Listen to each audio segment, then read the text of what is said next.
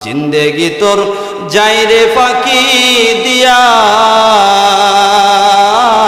রে সোনার আদম, জিন্দেগি তোর যাই ফাঁকি দিয়া। ও আদম রে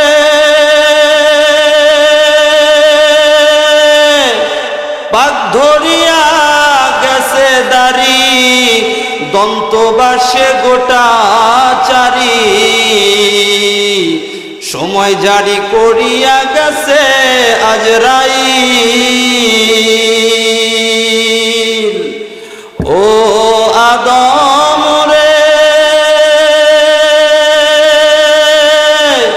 পাক ধরিয়া গেছে দাড়ি, দন্তবাসে গোটা চারি, সময় জারি করিয়া গেছে আজরাইল।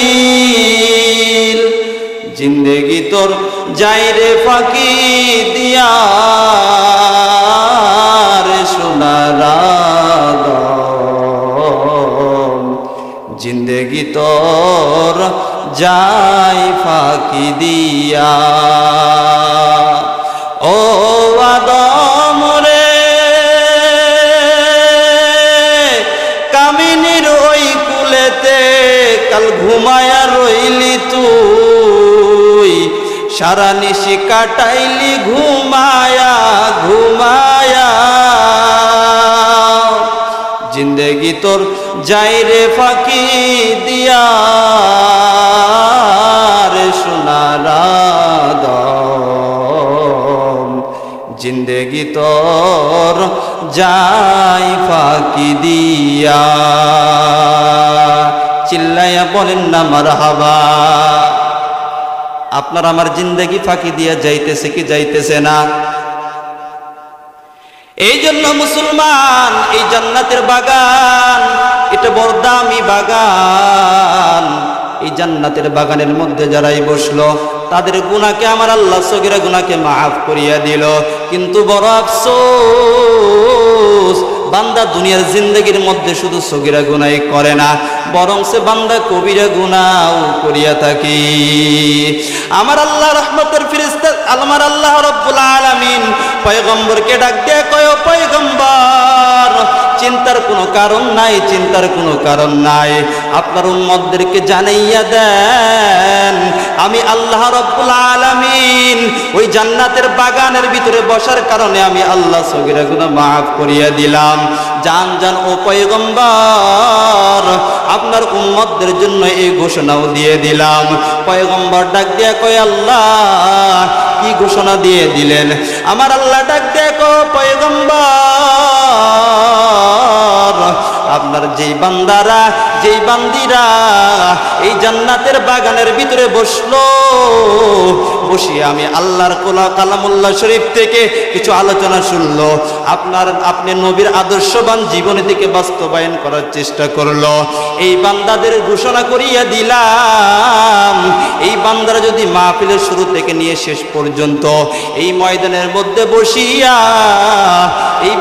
মধ্যে বসিয়া বান্দারা যদি আমি আল্লাহর কাছে গুনাহগুলো তুলিয়া আমি আল্লাহর কাছে যদি কাকুত মিনতি করিয়া আমি আল্লাহর কাছে যদি খাটি দিলে তওবা করতে পারে, আমি আল্লাহ জানাইয়া দিলাম ও পয়গম্বর আপনার উম্মতদেরকে আমি আল্লাহ কবিরা গুনাহকে মাফ করিয়া দিব।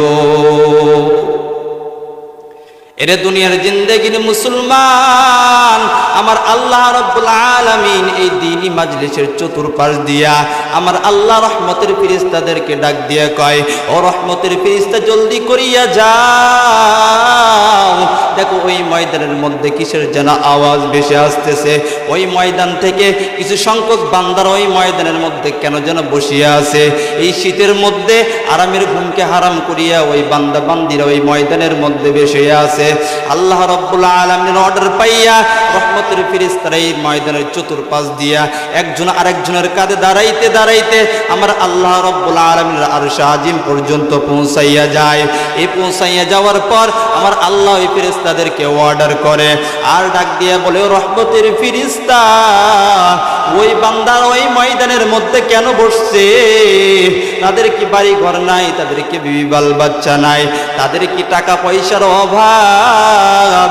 রহমতের ফেরেশতারা আসিয়া খুঁজিয়া খুঁজিয়া দেখতে থাকে, অন্তরের খবর নিতে নিতে নিতে নিতে নিতে দেখে সব কিছুই বান্দার রয়েছে, বিবি বাল বাচ্চাও রয়েছে, বান্দার টাকা পয়সা অর্থ করির অভাব নাই।